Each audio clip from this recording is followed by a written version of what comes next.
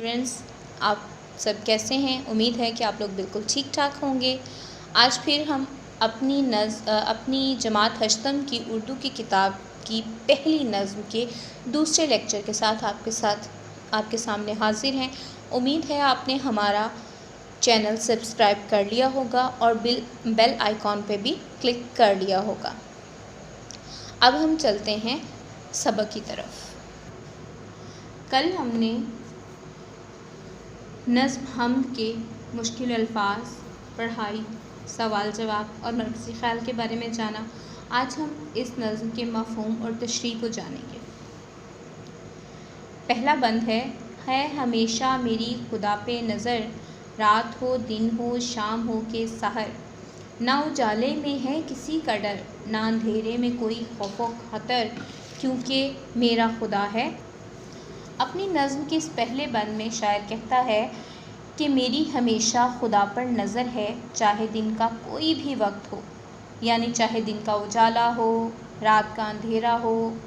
شام کی ہلکی سی تاریکی ہو، صبح صادق کو پھوٹ رہی ہو، ہر طرف اندھیرا اور سناٹا چھا جائے یا اجالا ہو کر رونق اور چہل پہل ہو جائے اور دنیا کی گہما گہمی شروع ہو جائے، مجھے کسی بھی وقت خوف محسوس نہیں ہوتا، کیونکہ میرا یقین ہے کہ میرا خدا میرے ساتھ ہے اور وہ مجھ پہ اور ہر چیز پہ نظر رکھے ہوئے ہے اور وہی میرا حامی و ناصر ہے۔ بند نمبر 2 ہے شام کا وقت ہو یا سویرا ہو، چاندنی ہو کہ گھپ اندھیرا ہو، می نے آندھی نے مجھ کو گھیرا ہو، لیک پرہول دل نہ میرا ہو، کیونکہ میرا خدا ہے میرے ساتھ۔ شاعر اسماعیل میٹھی اپنی نظم کے اس دوسرے بند میں فرماتے ہیں کہ چاہے شام کا وقت ہو یا صبح سویرے تڑکے کا وقت ہو، یہ دونوں اوقات ایسے ہیں کہ اس میں دن اور رات کا رد و بدل ہوتا ہے، یعنی شام کے وقت دن ڈھل جاتا ہے اور رات کا وقت شروع ہو جاتا ہے، اور صبح کے وقت رات ڈھل جاتی ہے اور دن کا وقت شروع ہو جاتا ہے۔ ایسے میں کچھ لوگ خوف محسوس کرتے ہیں۔ اس کے علاوہ بہت زیادہ مینہ یا بارش ہو تو لوگ چھپتے پھرتے ہیں، اپنے کاموں کو ترک کر دیتے ہیں، آندھی آئے تو ان کے دلوں میں خوف گھر کر جاتا ہے۔ لیکن میں کہیں بھی ہوں، کسی بھی حالت میں ہوں، روشنی میں ہوں، اندھیرے میں ہوں، لیکن میرے دل میں کبھی خوف نہیں آتا، میں کبھی خوف زدہ نہیں ہوتا، کیونکہ میرا یقین ہے کہ میرا رب میرے ساتھ ہے اور وہی میرا مددگار ہے۔ اب تیسرے بند کی طرف چلتے ہیں۔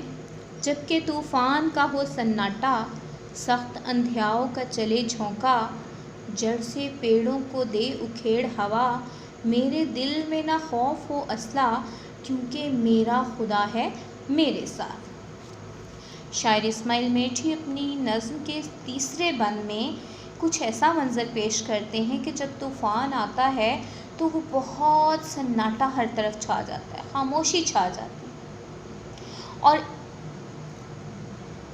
اس لیے اگر طوفان کے پہلے کا سناٹا،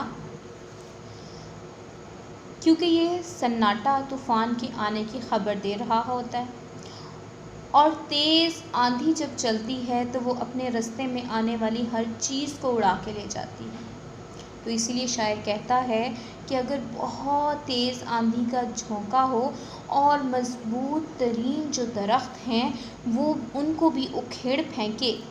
پھر بھی میں نہیں گھبراتا، پھر بھی میرے دل میں بالکل خوف نہیں آتا، کیونکہ میرے دل میں میرے رب کے بارے میں اتنا یقین ہے کہ میرا رب، میرا اللہ مجھے دیکھ رہا ہے اور وہی میرا حامی و ناصر ہے، وہی مجھے ہر نقصان سے بچانے والا ہے۔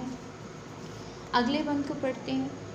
ٹوٹ کر آسمان سے تارے، شب کو گرتے ہیں جیسے انگارے، وہم کرتے ہیں لوگ بیچارے، میں نہ گھبراؤں خوف کے مارے، کیونکہ میرا خدا ہے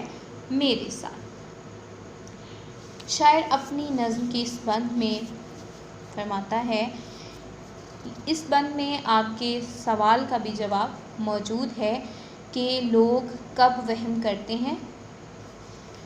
اس کی تشریح کچھ اس طرح سے ہے کہ رات کے وقت آسمان سے جب تارے گرتے ہیں تو ایسا لگتا ہے کہ آگ کے انگارے ہیں، لوگ اس بات سے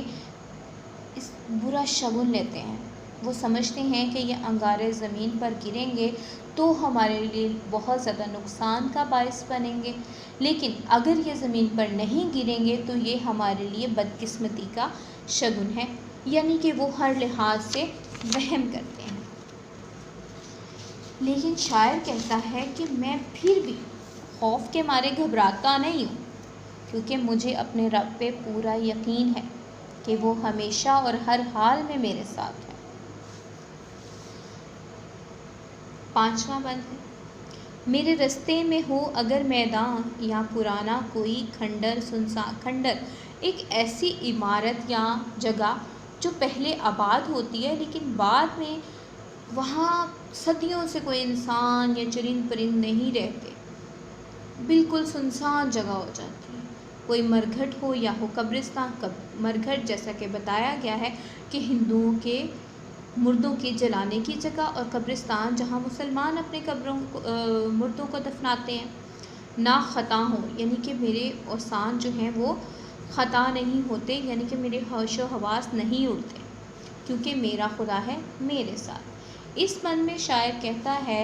کہ میرے رستے میں اگر کوئی میدان ہو کہ مجھے دور دور تک کوئی آبادی دکھائی نہ دے، یا کوئی ایسا علاقہ آ جائے جو پہلے کبھی آباد تھا لیکن صدیوں سے وہاں کسی کا گزر نہ ہوا ہو،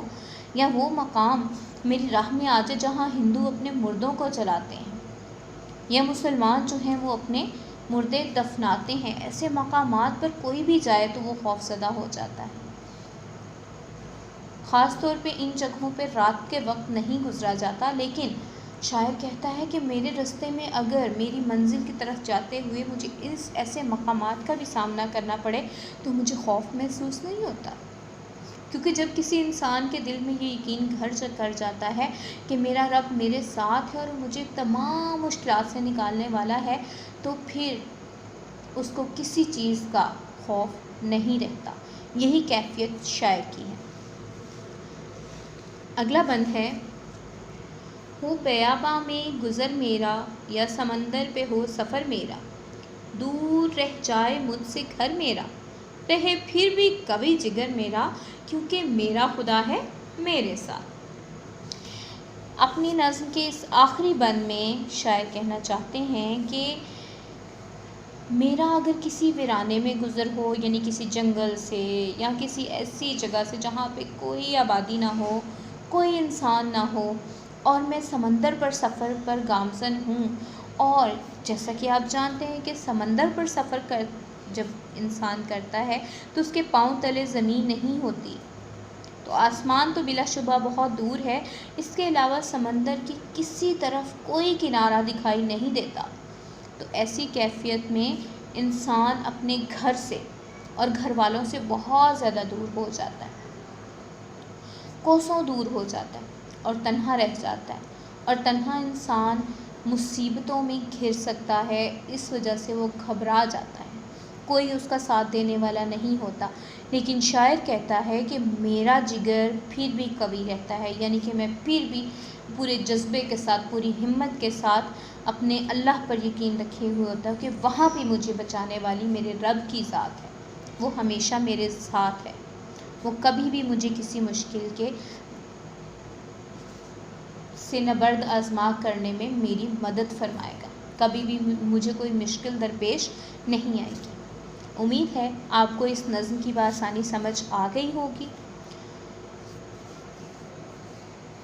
اگلے لیکچر میں انشاءاللہ ملتے ہیں۔ اپنے چھوٹوں سے پیار کیجیے، بڑوں کی عزت کیجیے۔ اللہ حافظ۔